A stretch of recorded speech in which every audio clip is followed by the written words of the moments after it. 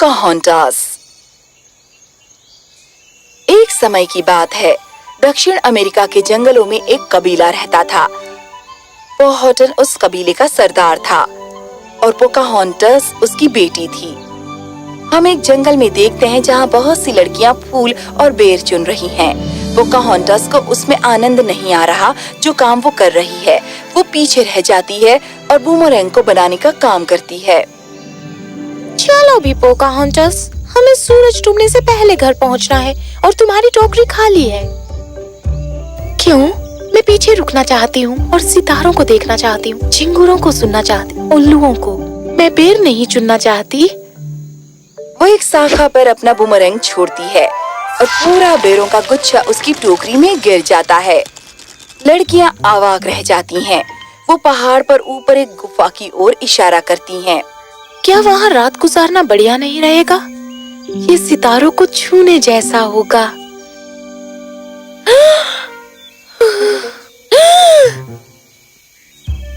लड़कियों को ये सब नहीं करना चाहिए। ऐसे बेवकूफी भरे साहसिक कार्य लड़कों के लिए होते हैं। कोई लड़की इतनी ऊंचाई पर नहीं चढ़ सकती। तुम्हें एक लड़के के रूप में जन्म लेना चाहिए था। तुम यकीनन वैसा ही व्यवहार करती हो। मुझे एक लड़के की तरह जन्म लेने की जरूरत नहीं। एक लड़की वो सब काम कर सकती है जो लड़का कर सकता है, शायद बेहतर। पोकाहोंटास उस झुंड से अलग हो गई और पहाड़ की तरफ दौड़ी गई। पोकाहोंटास, वापस आओ! पोकाहोंटास, वापस आओ! पोकाहोंटास, वापस आओ! पर पोकाहोंटास को वापस कौन लाता? वो ऊपर पहाड़ पर चढ़ गई और गुफा के अंदर चली गई। गुफा के कगार पर उसने देखा एक उल्लू का बच्चा जो अपने पेड़ से गिर गया था। वो डरा हुआ था। पोकाहोंटास ने उसे उठा लिया। नन्हे दोस्त, मम्मा कहाँ है? इधर आओ, मुझे अपना वृक्ष दिखाओ। वो पेड़ पर चढ़ी और उस शिशु को वापस उसके घोंसले में रख दिया। फिर वो टहनी पर बैठी रही। वो मुड़ी और उसने आकाश को देखा।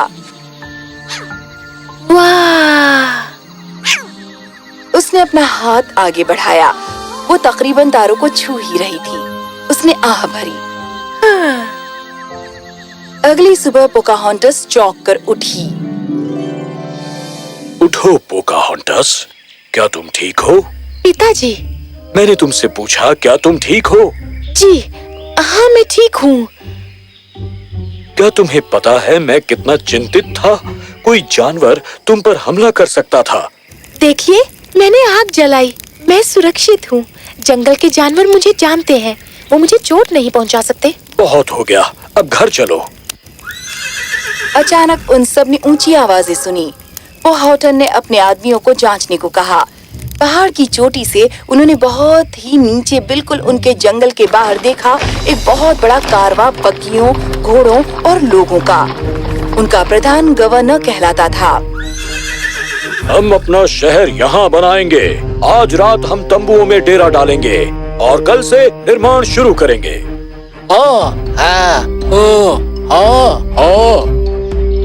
पोहाटन और उसका कबीला चिंतित थे। ये नए लोग कौन थे? उन्हें क्या चाहिए था? हम उन पर कड़ी निगरानी रखेंगे और उनके लिए उपहार लेकर जाएंगे। देखेंगे कि वो कौन है और शायद जब सही समय होगा उन्हें अपने कबीले का हिस्सा बना लेंगे। मैं उन सब के ऊपर राज करूंगा।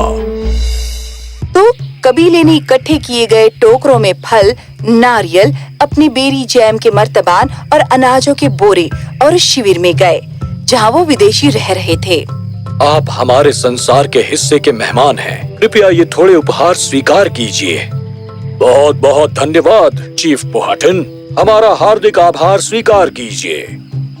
इस जगह से पोहाटन और उसके लोग इन विदेशियों के लिए आपूर्ति उपलब्ध कराते रहे।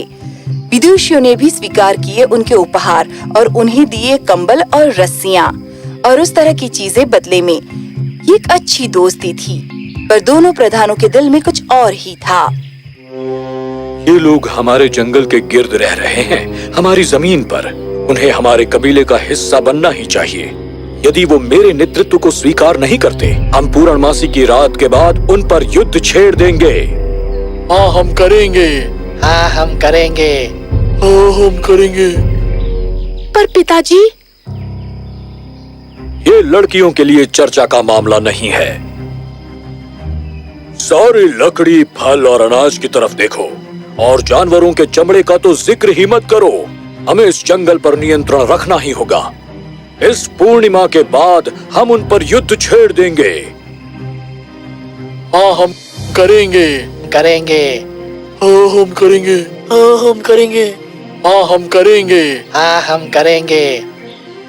पोकाहोंटस इस बात से खुश नहीं थी कि उसके लोग दूसरों पर युद्ध छेड़ रहे हैं, सिर्फ उन्हें अपने कबीले का सदस्य बनाने के लिए। अपने विचारों में खोई वो जंगल में चल रही थी जब उसने झरने के पास आवाजें सुनी। पोकाहोंटस गई नजदीक से देखने के लिए। शेर का बच्चा मर जाएगा। पोकाहोंटस दौड़ी गई उस शेर के बच्चे को बचाने के लिए।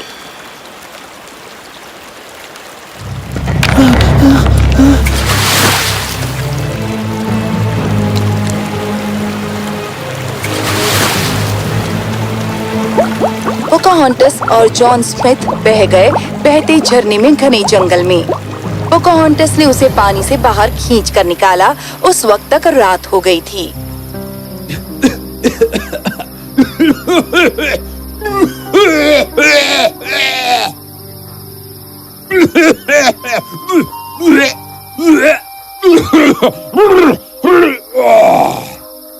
क्या आप ठीक हैं?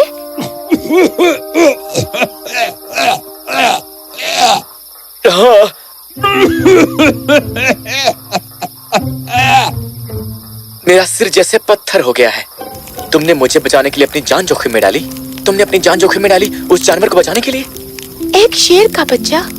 वो बच्चा बेचारा असहाय जानवर था जिसे तुमने तकरीबन मार डाला था। ये बातें होती हैं। शेर के बच्चे को भाग जाना चाहिए था जब उसने देखा कि पेड़ गिर रहा था। तुम जंगल के हर जानवर को बचाते तो नहीं रह सकती ना। तुम जानवरों के बारे में ऐसे बात कर रहे हो जैसे वो किसी और दुनिया के हो, जैसे वो बाहर से आए कोई दुश्मन हो। ये जंगल का नियम है, बलवान ही बचता है। अचानक वो कुछ देखता है और पोकाहोंटस को बताता है। हिलना मत। हमें जमीन पर एक कोबरा दिखता है। जॉन स्मिथ ने पत्थर उठाया और वो उसे सांप पर फेंकने ही वाला है। रुक जाओ। वो आगे तेजी से बढ़ी और सांप के आगे घुटनों के बल बैठी। हम तुम्हें चोट नहीं पहुंचाएंगे, मैं वादा करती हूँ। अगर तुम हमें नहीं पसंद करते तो हम तुम्हें छोड़ देंगे। माफ करना खलल डालने के लिए।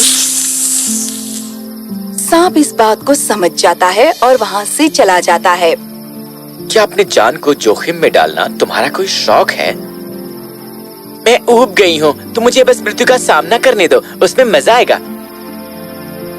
अपने चेहरे को देखो। बलवान ही बचता है। हाँ, एक छोटा सा सांप तुम्हें परेशान कर देता है और तुम खुद को बलवान कहते हो। कोई भी शक्तिशाली महसूस कर सकता है यदि उसके हाथ में हथियार हो। नहीं, मैं तुम्हारे लिए डर रहा था। तुमने अभी भी सांप से बात की। वो कैसे समझ सकता है कि तुमने उससे क्या बात की है? पूरी दुनिया, हर प्राणी, हर पत्ता, हर फूल, तुम, मैं, आकाश और इंद्रधनुष और सितारे, हम सब एक परिवार का हिस्सा हैं और हम सब प्रेम की भाषा से एक दूसरे से बोलना सीख सकते हैं। प्रेम की भाषा? प्रेम की भाषा वो है जब तुम किसी को चोट ना पहुंचाना चाहो, जब तुम हर प्राणी की खैरियत चाहो, जब तुम प्राणी के जीने के अधिकार की इज्जत करो, तो वो प्रेम की भाषा है जिसे हर प्राणी समझता है। तभी एक चिड़िया आकर पोकाहोंटस के कंधे पर बैठ जाती है। हे नन्ही चिड़िया, तुम भी कोशिश करके देखो। मैं? उसे बुलाओ अपने हृदय के पूरे प्रेम के साथ। ठीक है। राजकुमार उसकी ओर देखकर मुस्कुराता है, पर चिड़िया डर जाती है और पोकाहोंटस के पीछे छिपने की कोशिश करती है। यहाँ आओ नन्ही चिड़िया, मैं तुम्हें चोट नहीं पहुँचाऊंगा। ये काम नहीं कर रहा। इसे दिल से कहो, अपने हृदय की पूरी गहराई से, दिल से कहो। और जॉन स्मिथ ने कोशिश की अपने हृदय में पूरा प्यार समेटकर उमेड़ने की। इस बार सचमुच उसने दिल से किया। उसने अपना हाथ बढ़ाया एक सच्ची मुस्कान के साथ। चिड़िया ने ये देखा और उसकी ओर उड़कर गई। चिड़िया चहचहाई और बहुत सी चिड़िया उड़कर आ गई। हमने देखी चिड़िया जॉन स्मिथ के बाजुओं पर, उसके कंधों पर, सिर पर और पोकाहोंटस पर भी। ये तो जादुई है।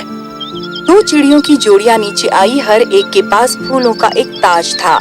एक जोड़ी ने वो ताज पोकाहोंटस के सिर पर रखा और दूसरे ने कोशिश की इसे जॉन स्मिथ के सिर पर रखने की। उसका ताज फिट नहीं हुआ तो चिड़िया ने कोशिश की उसे लंबा करने की अपने चोंचों से उसे खींचते हुए, पर वो ऐसा न कर सकी और वो टूट गई। उसमें से एक नाराज हो गई और गुस्से में जॉन स्मिथ के बाल उसने अस्त व्यस्त कर दिए और चिड़िया उड़कर चली गई। जॉन स्मिथ सचमुच बहुत ही अजीब लग रहा था अपने उलझे हुए बालों के साथ। उसने पानी में अपनी परछाई देखी और वो हंसने लगा और साथ ही पोकाहोंटस भी। चिड़िया भी हंसने लगी और वो उड़ गई। जॉन स्मिथ ने पोकाहोंटस की हंसी देखी, उसे वो बहुत भा गई। जॉन स्मिथ ने पोकाहोंटस की ओर देखा। तुम तो बहुत ही सुंदर हो। धन्यवाद। किस लिए? तुमने मेरी जान बचाई। बहुत बहुत धन्यवाद।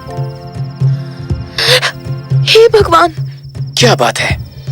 तुम्हारे लोगों को यहाँ से चले जाना चाहिए। नहीं, तुम सबको बचकर भाग जाना चाहिए। भाग जाना चाहिए? हाँ, आज वो दिन है पूर्णिमा के बाद। हमारा शिविर योजना बना रहा है तुम्हारे कबीले पर हमला करने की। क्यों? इस पूरे जंगल पर नियंत्रण स्थापित करने के लिए। और मेरे पिता तुम्हारे शिविर को अपने कबीले के साथ जोड़ना चाहते हैं। हमें उन्हें रोकना होगा। कैसे? मेरे साथ आओ। वो हॉटन और गवर्नर का दल युद्ध की तैयारी कर रहा था। वो कूच कर चुके थे एक दूसरे पर हमला करने के लिए। फतह हमारी होगी। फतह हमारी होगी। फतह हमारी होगी। फतह हमारी होगी। हम जीतेंगे। हम फतहयाब होंगे। हम फतहयाब होंगे। हम फतहयाब होंगे। रुक जाओ। ओह, पोहटन की बेटी, तुम यहाँ क्या कर रही हो? इस युद्ध को रोकने की कोशिश कर रही हूँ। ये कुछ नहीं लाएगा सिवाय हम दोनों के लिए तबाही के। तुम्हारे लोगों के लिए हम तुम्हारे जंगल पर कब्जा करने वाले हैं।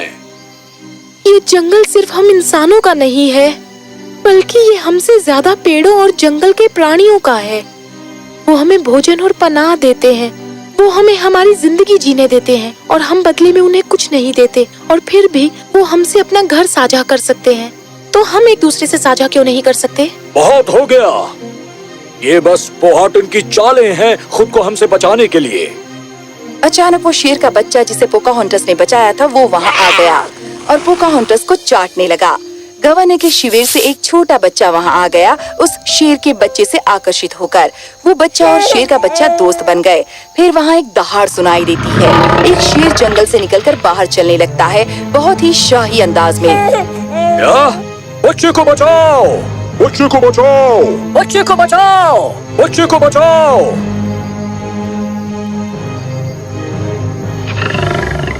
गवर्नर के लोग अपनी बंदूकें शेर पर तान देते हैं, पर उन्होंने देखा कि शेर का बच्चा बहुत सुरक्षात्मक मुद्रा में पोकाहोंटस के सामने खड़ा है और जैसे वो बच्चा उसके साथ बातचीत कर रहा हो। शिविर का बच्चा भी शेर से बहुत प्रभावित हुआ और आगे बढ़ा। हंसते हंसते शेर के नाक को छूते हुए शेर मुस्कुराया।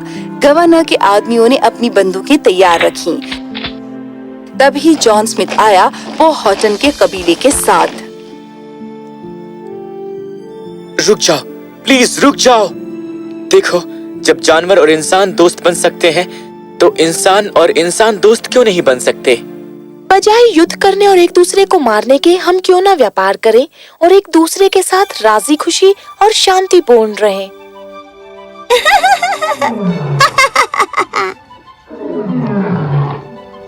अंत में मनुष्य ने सीख लिया कि इंसान और जानवर को मिलकर रहना चाहिए समरसता में, उस जीवन के लिए जो शांतिपूर्ण और सुखदायी है।